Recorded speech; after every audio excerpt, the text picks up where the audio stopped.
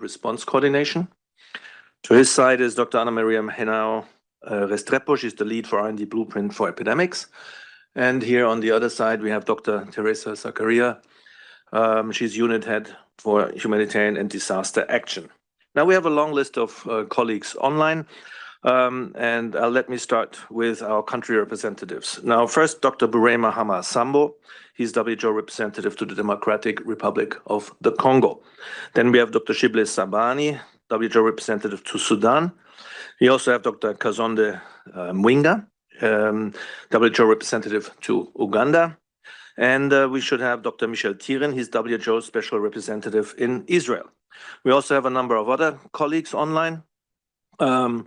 First, Dr. McDougherty, she's Director HIV, Hepatitis, and Sexually Transmitted Diseases.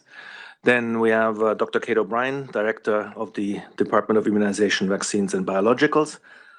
Dr. Adelaide Marshang, Emergency Response Coordinator for the Democratic Republic of the Congo Crisis. We also have Dr. Anaïs Legon, Technical Officer for Viral Hemorrhagic Fevers for WHO, and an overview on the Ebola diseases. Then we have Dr. Egmont Evers. He's acting incident manager for the Greater Horn of Africa. And I think last but not least, we also have Dr. Andre Ilbavi, technical lead for the WHO Cancer Control Program. So with this, it's a long list. And before I invite the Director General for his opening remarks, let me just remind everybody, if you want to get into the queue for questions, please raise your hand and also clearly identify yourself in the system. Otherwise, we will not be able to take you if we cannot see where you are from and who you are. So with this, thank you very much. And now let me invite the Director General for his opening remarks.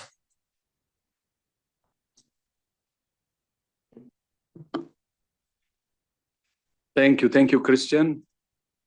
Good morning, good afternoon, and good evening. As you know, yesterday, the WHO Executive Board concluded its first meeting for the year. The Executive Board is the second most important decision-making body in WHO after the World Health Assembly.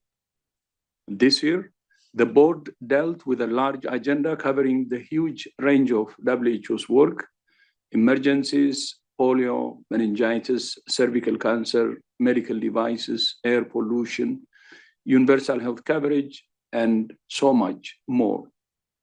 To support WHO's work around the world, the board recommended that the Health Assembly approves program budget for 2026 and 2027. The board also recommended that the Health Assembly approve the next 20% increase in assessed contributions, the membership fees that countries pay.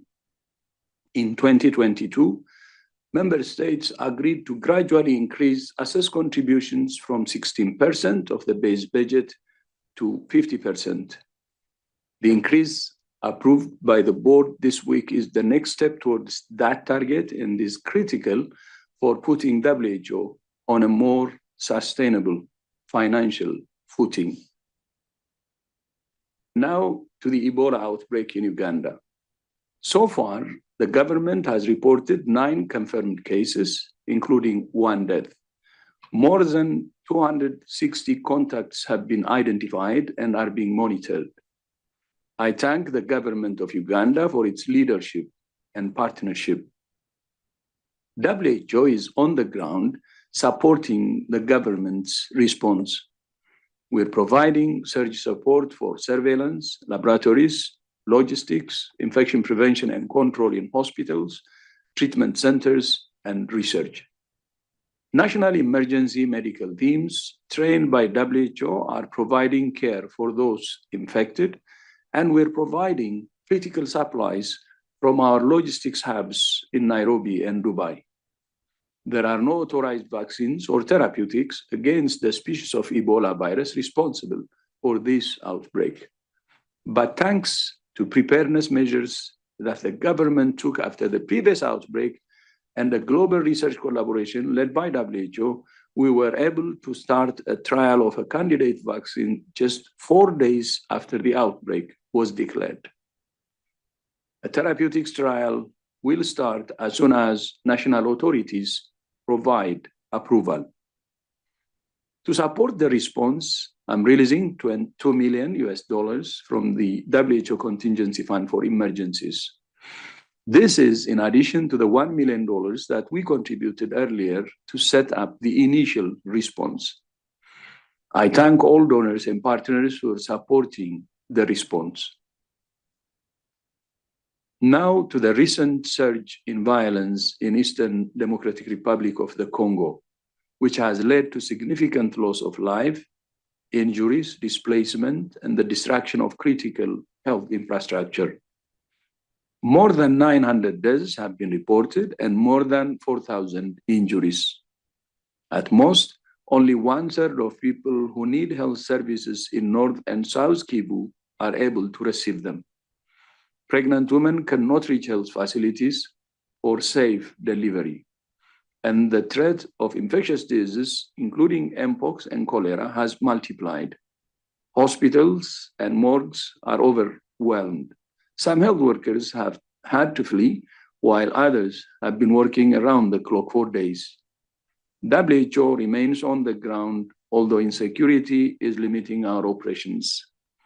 Anticipating an escalation of violence, we have been working since November to pre-position supplies, including medicines and fuel.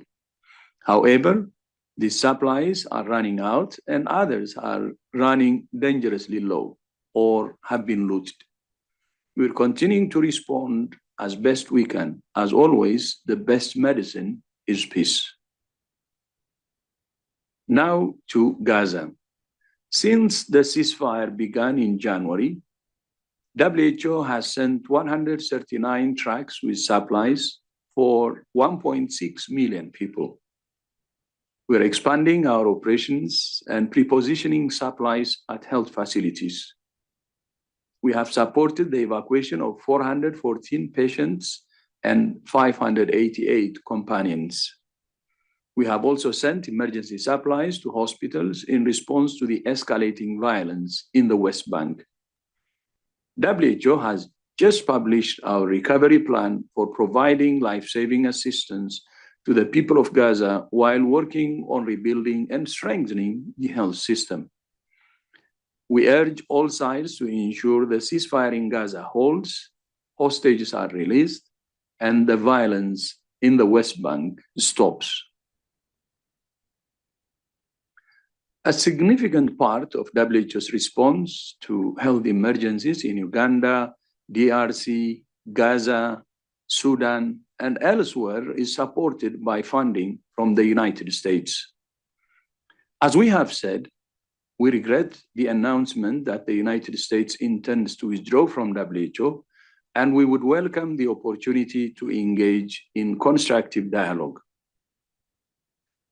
There are also actions that the US government is taking that are unrelated to its intended withdrawal from WHO, but which we're concerned are having a serious impact on global health. For example, the suspension of funding to PEPFAR, the President's Emergency Plan for AIDS Relief, caused an immediate stop to HIV treatment, testing, and prevention services in the 50 countries that PEPFAR supports based on bilateral agreements. Although a waiver has been granted for life-saving services, it does not include prevention services for some of the most at-risk groups. Despite the waiver, clinics are shuttered and health workers have been put on leave. WHO is gathering data on service disruptions and supporting countries with mitigation measures, including by filling gaps in supplies of antiretrovirals. The sudden suspension of US funding and the sudden disengagement of US institutions is also affecting the response to global efforts to eradicate polio and the response to mpox epidemics in Africa. In Myanmar, almost 60,000 people, most of them women and children, have been left with no access to life-saving services. And we have limited information about the spread of avian influenza among dairy cattle in the US or human cases. we ask the US to consider continuing its funding at least until solutions can be found. Finally, every year, an estimated 400,000 children worldwide develop cancer. In high-income countries, almost 90% of children survive. In low and middle-income countries, survival rates are often below 30%. In 2018, WHO established a global initiative on childhood cancer with St. Jude Children's Research Hospital in the United States and more than 100 other partners. As part of the initiative, WHO and St. Jude have also established a global platform to improve access to life-saving medicines for children with cancer in low and middle-income countries. Yesterday, we began distributing childhood cancer medicines at no cost in the first two countries, Mongolia and Uzbekistan. Further shipments of medicines are planned for another 4 countries, Ecuador, Jordan, Nepal, and Zambia. We estimate these treatments will reach about 5,000 children with cancer across at least 30 hospitals in 6 countries this year. 6 more countries have been invited to join the platform, and over the next 5 to 7 years, we aim to reach 120,000 children in 50 countries. We're very encouraged to see how this program has grown since we started in 2018, and we thank St. Jude for its partnership. And Christian, back to you. Thank you so much, Dr. Tedros. And with this, we'll open the round for questions again. Please raise your hand with the raise your hand icon in order to get into the list. And the first goes to EFE. Antonio Brotto from EFE, please go ahead. Thank you, Christian, and thank you, Mr. Tedros. My question concerns Argentina's recent announcement that it will leave the WHO following the footsteps of the United States. What is your reaction, and do you fear this is leading to further exits and the formation of a global health system divided into blocks in the future? Thank you very much. Thank you very much, Antonio. I believe we have Steve Solomon, our principal legal advisor, on the phone as well. If so, no, we start with the DG. No, Antonio. I will take that. So thank you for that question. We regret the announcement by Argentina, and I hope they will reconsider their decision and look forward to engage them. Thank you.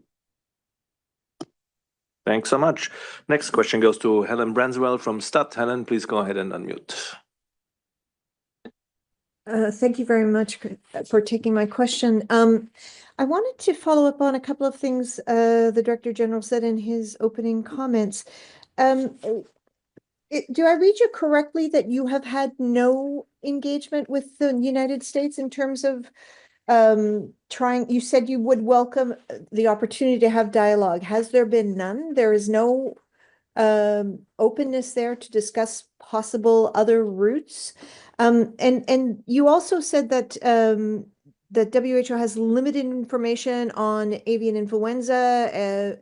Is the United States not abiding by its requirements under the international health regulations to report cases of avian influenza to WHO? Thank you.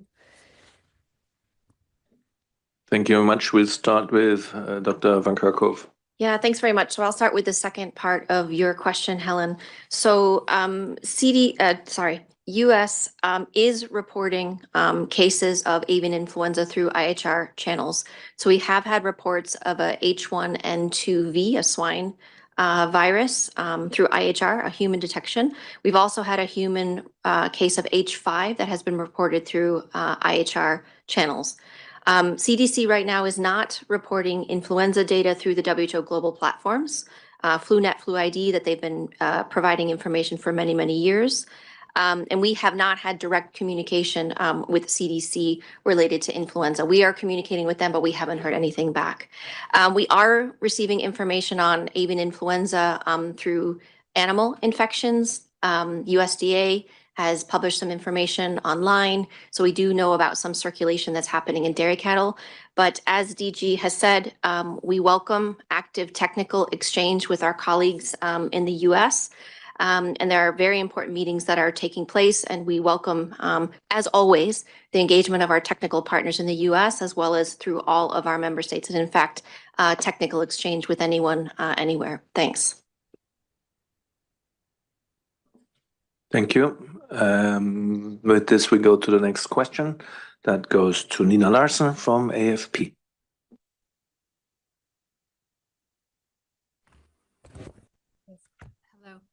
Hello.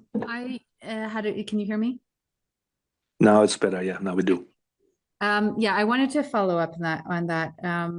In terms of the information that you're receiving from the US, are you confident that they are doing enough surveillance, and also that they are communicating the cases that are arising, or that there is a bit of an overview in case dangerous changes occur?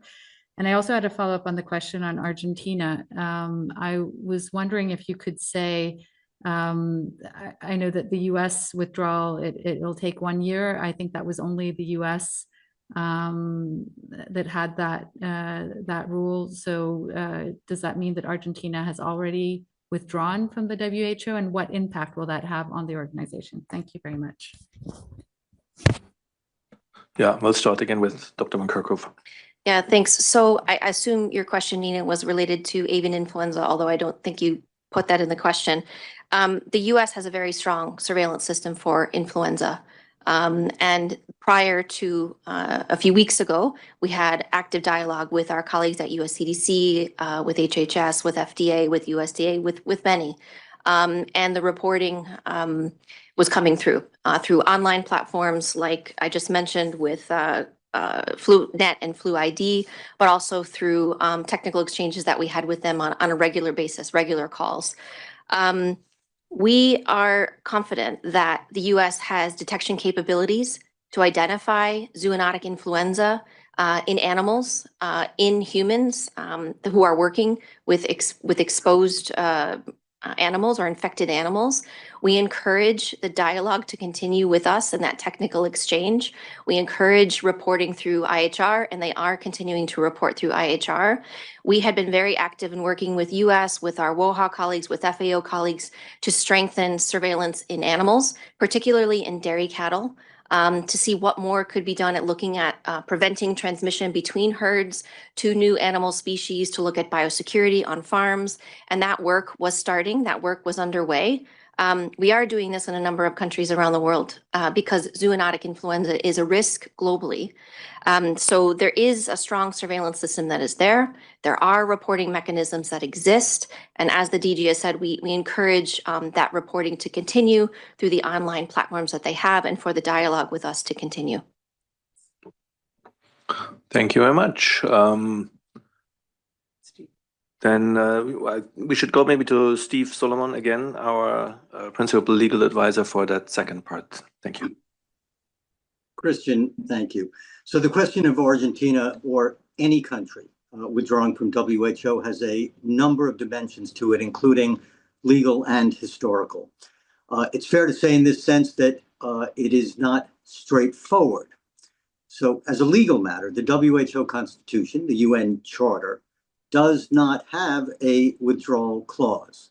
This was because the drafters of the Constitution were aware of the importance of global health being addressed in a way that is truly universal, so as to leave no one behind, so as to promote health for all countries and their people.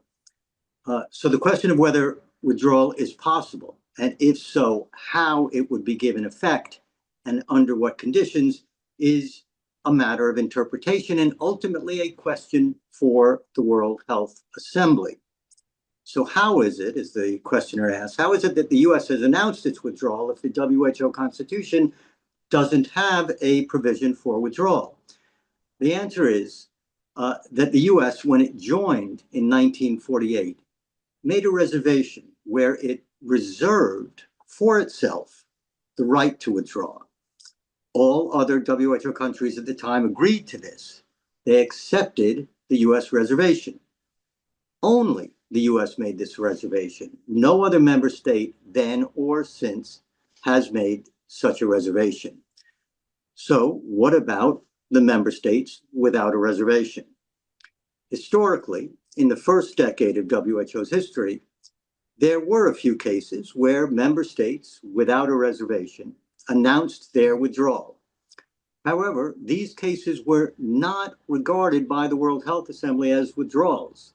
The countries involved were regarded as having inactive status. They were not regarded as having effectively withdrawn in a legal sense. The question of how any announcement of withdrawal by member states without a reservation on withdrawal, the question of how that would be handled now in 2025 would be a matter for consideration again by the World Health Assembly. The World Health Assembly remains the correct forum where all 194 WHO member states can work through this issue. Thank you. Thank you both so much for these explanations. Now, next question goes to political, Carmen Paun. Carmen, please go ahead and unmute. Thank you so much, Christian. I wanted to follow up on the cooperation with the U.S. on the Ebola outbreak in Uganda. Yesterday, Elon Musk said that they have unblocked, or I don't even remember exactly what he said, but basically they had unblocked some financing for the response to the Ebola outbreak. And I was wondering if you can confirm that, if you've seen any of that money or any technical cooperation from the U.S. happening amid all the fast changes that are happening over here. Thank you. Thank you very much. Unfortunately, our representative from Uganda has left, had to leave, so we go over to Dr. Abdi Mahmoud, Director of the Interim for Alert and Response Coordination, please. Thanks. As DG said, we welcome the dialogue and close collaborations coming from US, both US CDC at the field level, both in Uganda and Tanzania, have been given permission to work very closely with WHO, and we have seen the initial announcement from the US to support the response. So we would like to see more because the demand is huge. Uganda has a very strong capability, have responded. This is the 8th Ebola disease outbreak they're dealing, but it started in the capital. And I think it will be very important for all countries to show that solidarity, not only for Uganda, but all other countries dealing with this response. So we welcome that support and we expect more. Thank you very much, Abdi. Next goes to Alexander Tin from CBS. Alexander, please go ahead and unmute. Hi, thanks for calling on me. On Sudan virus in Uganda, are you able to provide an update on the investigation of cases without an epilink? And also following up on what Dr. Van Kerkhove said, can you clarify how you think that will impact the upcoming influenza consultation? Thank you. We start with Dr. Mahmoud again. Thanks. Just to reiterate again, all the confirmed cases, the 9, are all epidemiological linked to the index cases. Right now, the ongoing investigation is to understand better how did this healthcare worker got infected. A lot of preliminary investigation are going on, and then the country is improving. So a lot of people get confused between cases, suspect cases, a lot. As the government improve the surveillance system, we expect to see more suspected cases, more alert coming from the community. All those cases have been investigated and confirmed. The government also introduced additional layers of surveillance called mortality surveillance, where they go swab samples from people who died for non-Ebola disease. And so out of the 200 deaths, they tested all were negative. So while there's a lot of room for improvement, we are confident Uganda has the core capability and it requires support. So just to reiterate again, all the confirmed cases, epidemiological link to the presumed index case. Thank you. And second part to Dr. Van Kerkhove. Yeah, thanks. So there's a vaccine composition meeting that's taking place in a couple of weeks. Every 6 months or so, the world comes together, the WHO collaborating centers for influenza, technical partners, to make recommendations on seasonal vaccine, influenza vaccine composition. They also make recommendations in looking at the circulating zoonotic influenza viruses to identify candidate vaccine viruses that can be used by manufacturers should there need to be these types of vaccines developed for a pandemic related to a zoonotic influenza. That meeting will take place.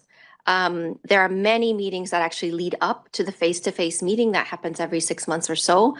US CDC and many partners. We actually have national influenza centers in 130 member states that contribute data to this assessment that happens every 6 months to make the recommendation for the seasonal vaccine composition. So those meetings have been taking place. Data has been exchanged. The face-to-face meeting will take place in a couple of weeks, and the recommendation will come.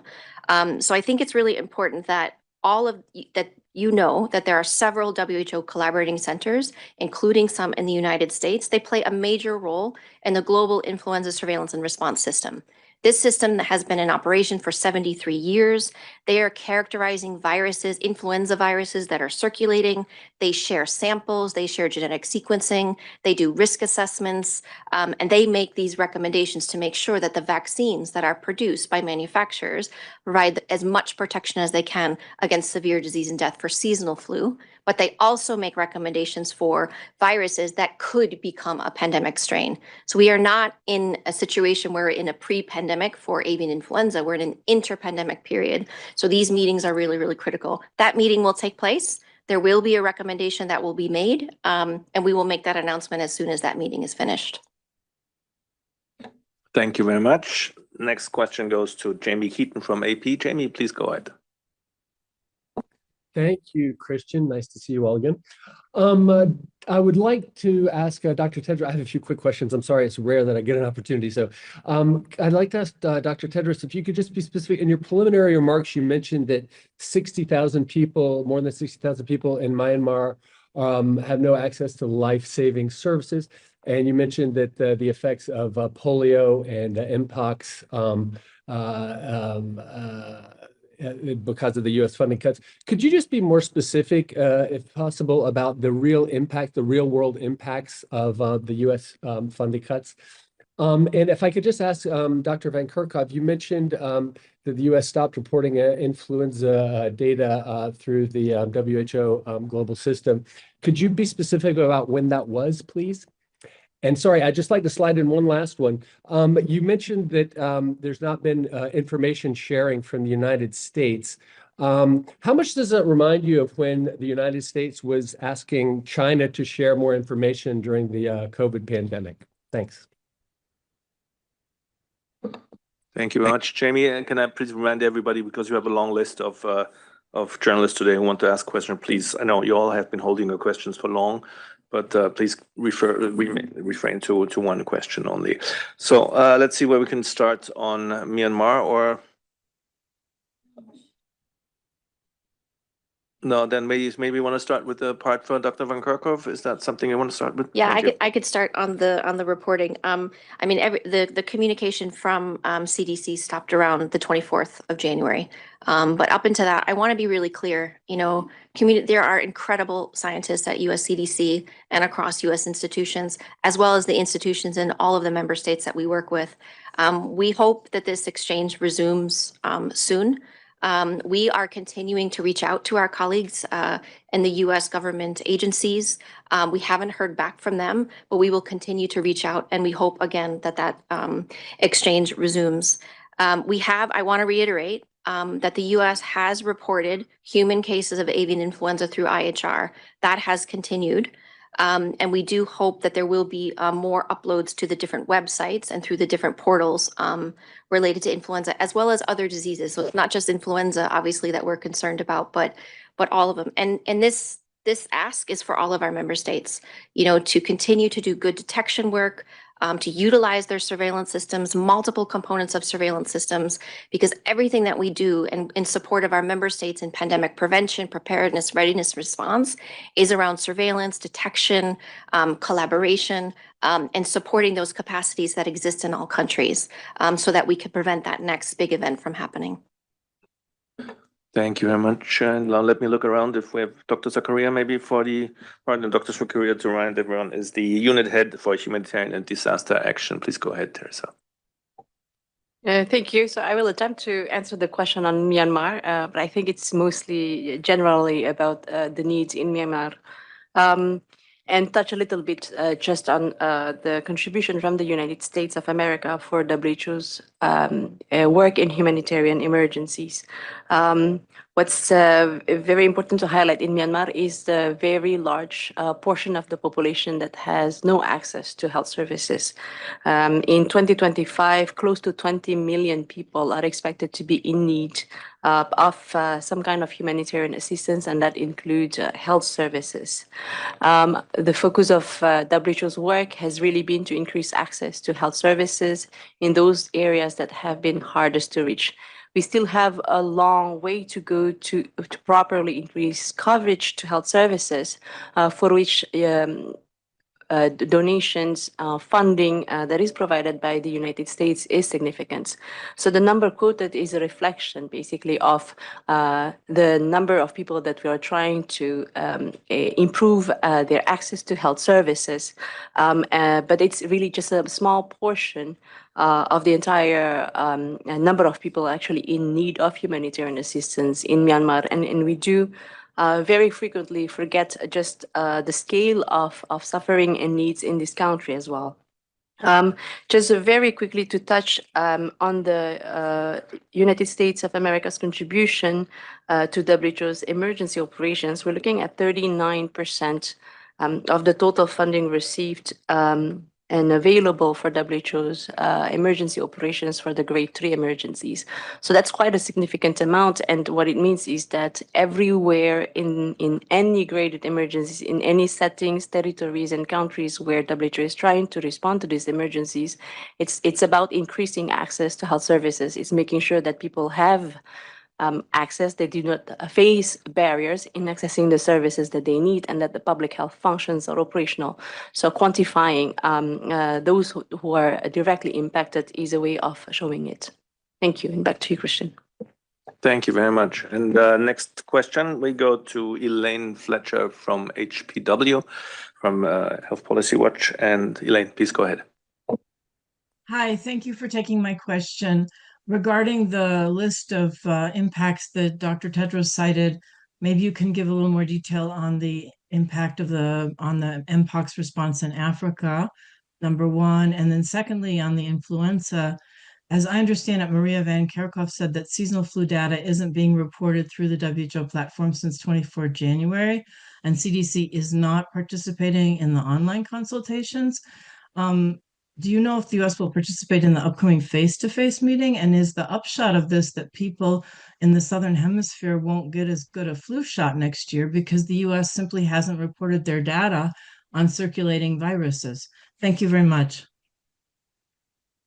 Maybe you want to start with that last part first, Dr. Van Kerkhoff. Yeah, sure. So the vaccine composition meeting will take place in a couple of weeks. The US CDC or WHO collaborating centers and partners have been invited. Don't know if they will come, but as I said in my previous answer, there are many meetings that actually lead up to the face-to-face vaccine composition meeting.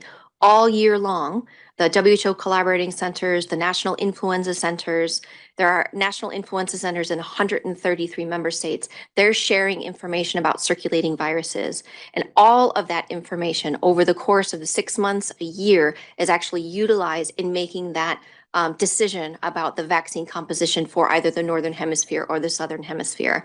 So yes, there is a pause in the reporting of information from the US. As we've said, we hope that that resumes. We hope that that technical exchange resumes. But there is data that has been provided from the US as well as from many countries around the world. So it's not just that one meeting where data is exchanged. Data is exchanged over the course of the whole year and for many, many years. Thank you so much. And for the first part, we go over to Dr. Mahmoud. Thanks. On the impact of mpox, DG has already alluded the things in vaccination, but there is also the financial around 7.5 million that was allocated for key critical interventions. It's been impacted. And more importantly is the humanitarian crisis, where a lot of the NGO partners we have in Goma that depend heavily on the US aid and US partners funding. But I want to reiterate again, it's more than even the funding. As we speak today in Uganda, Global Outbreak Alert and Response Network was started by USCDC and WHO coming together. And through that mechanism, USCDC have deployed almost 842 deployment of US experts to countries that will never have been accessed. So the continuous exchange between WHO, the two sister organizations, has been very critical. So that while we're very happy to see USCDC experts coming to the field, joining us in Tanzania, in Uganda, I think this is a very critical, important collaboration that needs to be further strengthened. It's beyond even the financial, which has direct impact on our partners and WHO, but there's technical collaboration that will be lost for both. Thank you. Thank you very much. We still have a very long list of journalists. I'm very happy that we have so much interest, but let's see how far we get. Next goes to Sophie Hutchinson from BBC. So Sophie, please go ahead.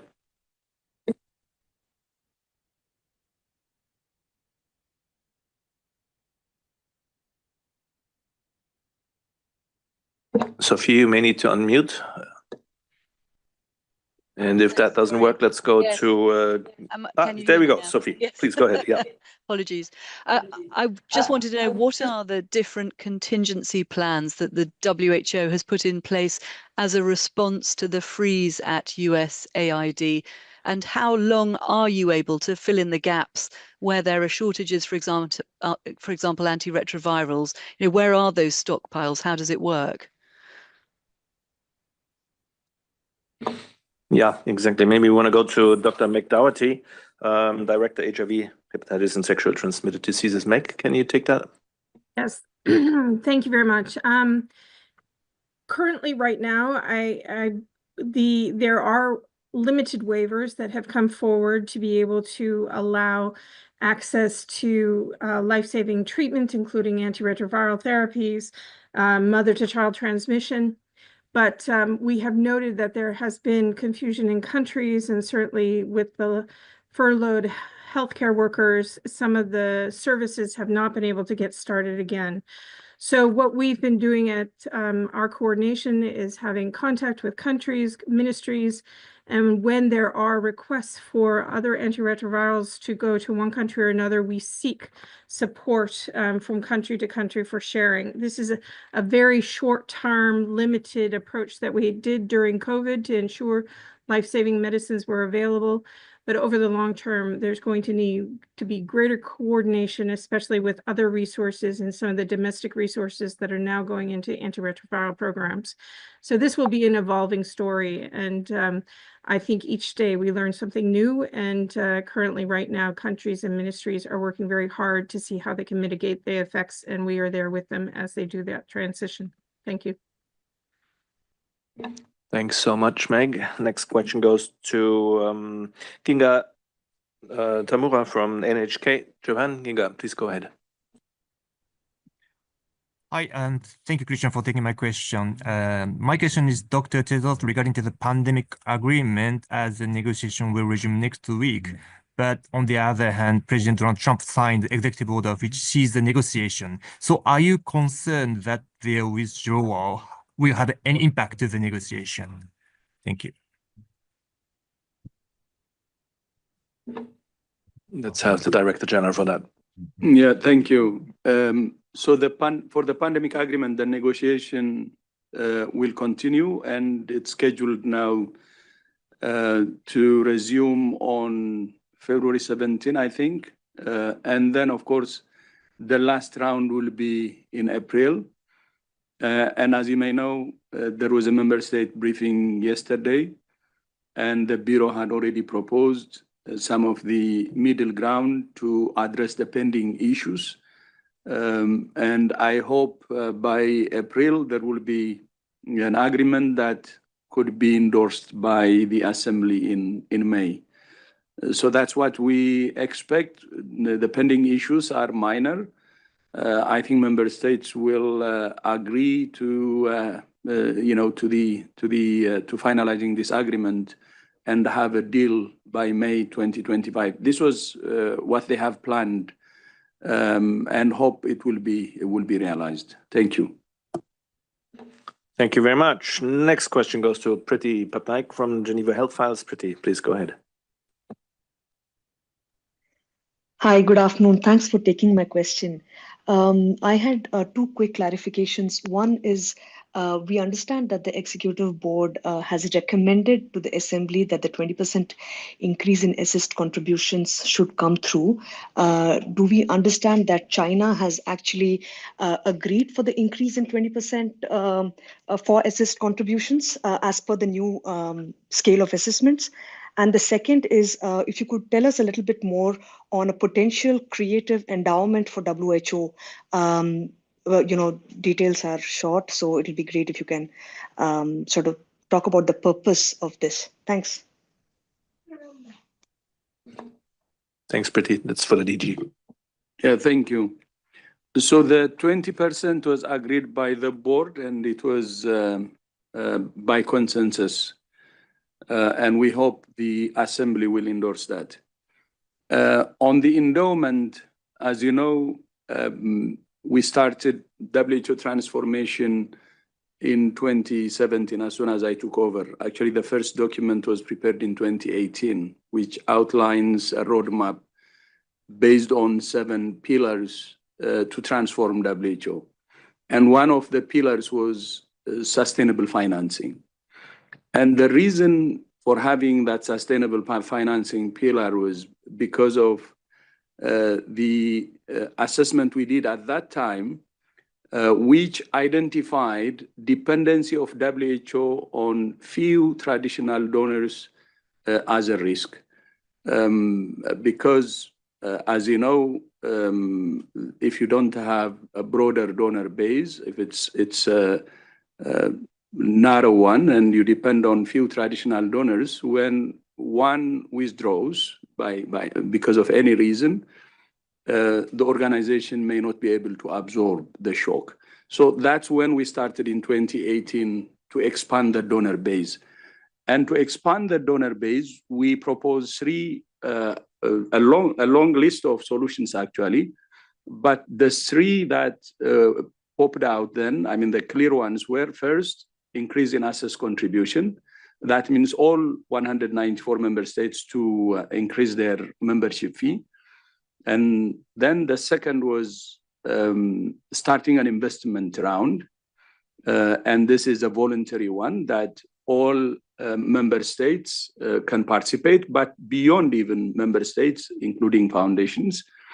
And the third was the establishment of the WHO Foundation to tap into the private sector, because WHO cannot mobilize resources directly from the private sector in order to avoid the conflict of interest. Of course, there were additional advices at that time or additional ideas that were proposed. One was cost recovery. We provide services, and there are services we provide to institutions or people who can pay. So cost recovery was one.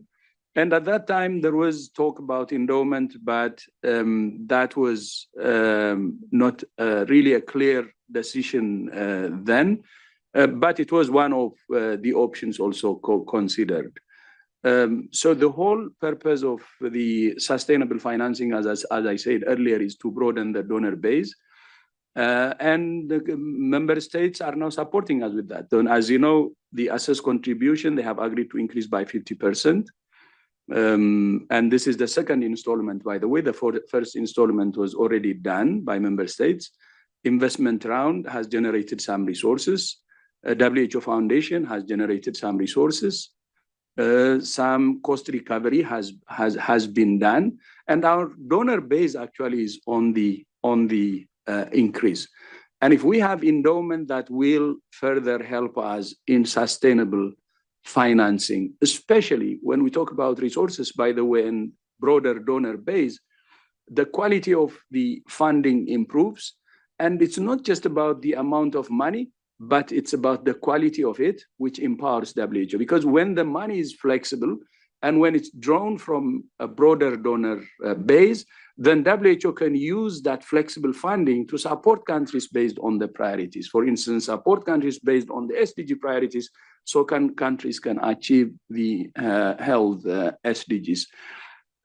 So the endowment, as you said, could also help. On the endowment is one thing we discussed during PBAC, an endowment of $50 billion, if we can establish that, that's what we're targeting.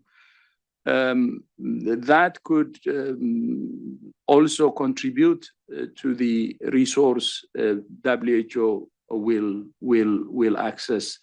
But that's at an early stage. We depend more on the 4 instruments, which I have already told you. And those instruments have started to deliver.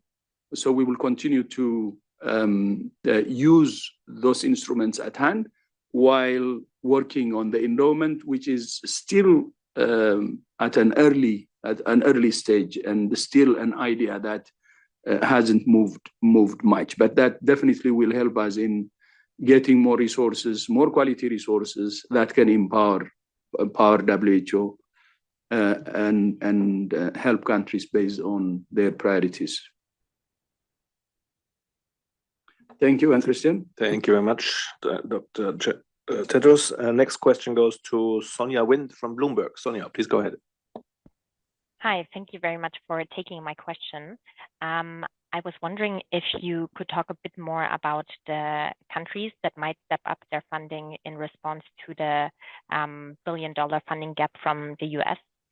You could give some more specifics there. That would be great. Thank you very much. Yeah, Dr. Tedros.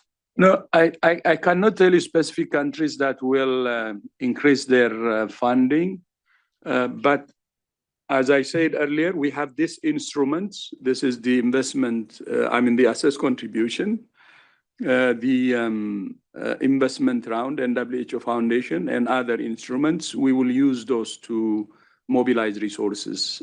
During these challenging times, we have now 3 goals which we identified. One is mobilize resources using the instruments we have, thanks to the reform, actually, that we have instruments now. The second is to tighten our belt or efficiency gains. And the third is continue to engage the US. So it's mobilize, tighten the belt, and also engage. And we're working on all 3 fronts. And we hope the outcome will be good. Indeed. Thank you very much. I believe we have 2 more questions in the line, so we may just make it to all of them. Next goes to Jenny Leravello from Devix. Jenny, please go ahead. Thanks so much, Christian. 2 quick questions for Dr. Tedros. Can you just clarify the endowment fund? Is it $50 billion or $50 million?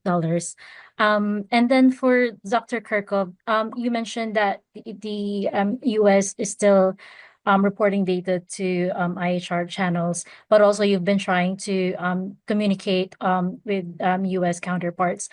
Just want to ask if what kind of information are you not getting from those public information that you're trying to ask US colleagues, but you're not getting at the moment? Thank you so much.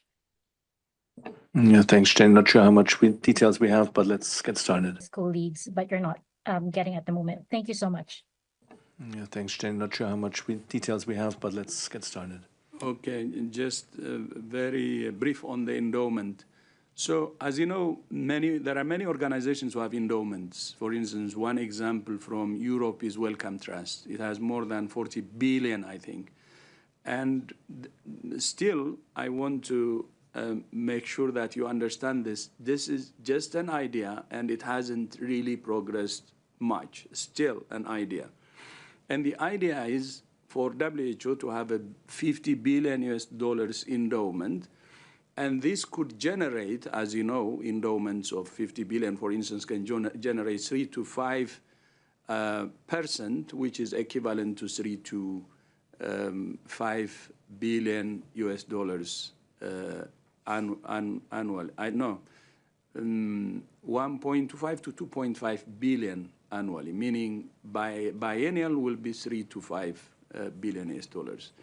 So that will be a good addition to the resources or revenue of WHO, if that can happen. But it's not going to be an easy task. But one of the well-run endowments is the Wellcome Trust, which is based in the UK. But there are many other examples of endowments, by the way, and they could generate 3 to 5% annually. And but I want to again say, this is just an idea that hopefully will be realized, but we haven't still started to get into action. This is an idea that we're putting together and try to understand how we can make it happen, and hope our member states and other partners will help us realize it. Thank you. Thank you so much. And for the second part, let's see what we could get in details from Dr. van Kerkhove. Yeah, so I can start, but others may want to come in and supplement this. So, U.S. colleagues contribute to many different types of information exchange with us. So what I was referring to with influenza, there's data that can go on databases online in reporting systems that exist globally. I mentioned Flu ID, I mentioned FluNet, but the data that is published on the CDC website across a number of different diseases is information that is still needed for a number of different programs. But CDC and other U.S. experts also participate in advisory groups. They participate in expert network discussions where we are developing evidence-based guidance. There are meetings that have been taking place looking at different types of research for Marburg, for Ebola, for Mpox, for many different types of really critical technical outbreaks that are happening right now. And that's the exchange that we are asking to continue. So while all of these other things are being worked out, the technical exchange between scientists, between collaborators, whether this is happening at a global level, at a regional level, or in country as part of a response or as part of preparedness efforts, that's the exchange that we want to resume. But others may want to come in on that. Thank you very much, Dr. van Kerkhove. And I think we have time for one last question, and that goes to Gabriel Emmanuel from NPR. Gabriel, please go ahead. Thank you so much for doing. I'm sorry to ask one more question about the U.S. and the dynamic between the WHO and the U.S., but I'm really curious because President Trump has made some very specific criticisms, concerns regarding payment and leadership and such, and he has also left the door open to rejoining the WHO in kind of hints here and there, saying, we'll see what happens, that type of thing. I've also heard experts who've said the WHO needs to be a bit more aggressive in pursuing Trump to get back to the table. So I wanted to hear if you could respond to that critique and also say kind of what you are doing to get Trump back and to get the US back. Thank you. Thank you, Gabriel. Let's see what we can say about this. Dr. Tedros, is that for you? Yeah, thank you. I said the three strategic goals are mobilize resources, tighten the belt, and also engage. So it's within our own goals, and that's what we're trying to do. Of course, without formal engagement or without engagement, you wouldn't know what would really help in terms of continuing the cooperation and, for the U.S. to reconsider its decision. On the issues you raised in the executive order, I can give you some examples. For instance, one is it asks about WHO's reform. Of course, we believe in reform. We believe that change is a constant. We believe in continuous improvement. And since I started, we have initiated the biggest transformation initiative in the history of the organization, and the 7 pillars I said earlier.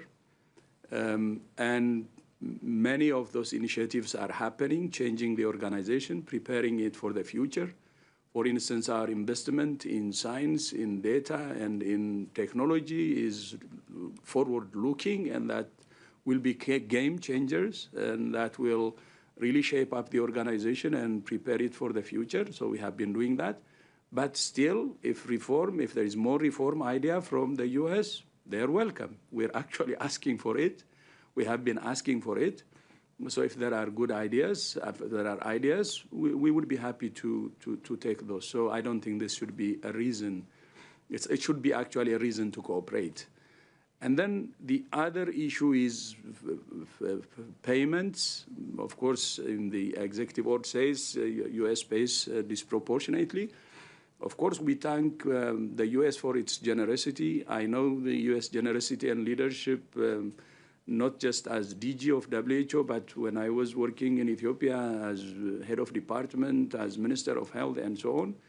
That actually helped me when I was minister to transform the health sector of Ethiopia. So I'm really grateful for that, and that's why I feel sad when US is decided to withdraw, because I know its leadership and impact at country level and the same at global level. But when it does this, of course, this is, wants to help the rest of the world, but at the same time, the US also benefits from it. But if the US wants to pay less, it's actually in line with what we're doing as part of our reform, because we have started in 2017 the sustainable financing reform that is helping us to broaden donor base.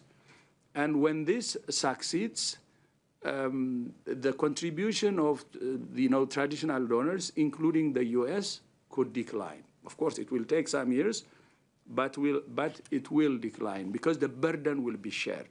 So if this is what the US wants, then again, cooperation and being with WHO will be the answer, meaning we're asking exactly the same thing. We're asking share the burden, and the US is saying share the burden, so there is no difference at all. And we started this seven years ago.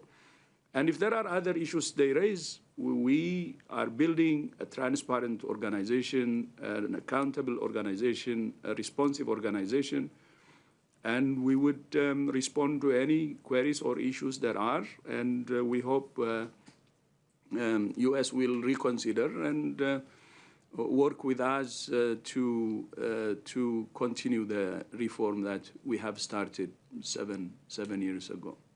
And I think that would be actually one thing we expect as part of our goals now for the US to come back, but look forward to their engagement.